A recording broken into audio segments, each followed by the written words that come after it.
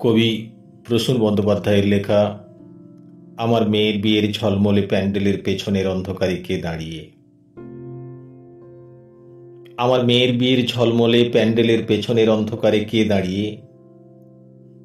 এসো ঠাকুর, আমি নিজে হাতে তোমার সামনে পেতে দেব শালপাতা, বেড়ে দেব বিরিয়ানি, বেছে বেছে সামনের রাঙের টুকরো আর মাটির গেলাসে ঢেলে দেব বোরহানি, আর দেখব তুমি পেট ভরে খাচ্ছ।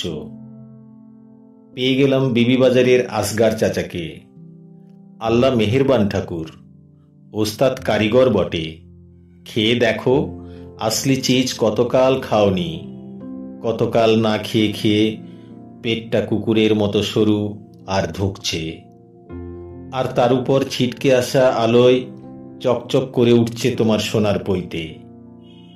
ওরা তোমাকে খেতে দেয় না ঠাকুর, ভিজে পচা চাল, পচা ফল পাকুড়, বাসি বাতাসা খেও না। থু থু, মুখ থেকে ফেলে দাও।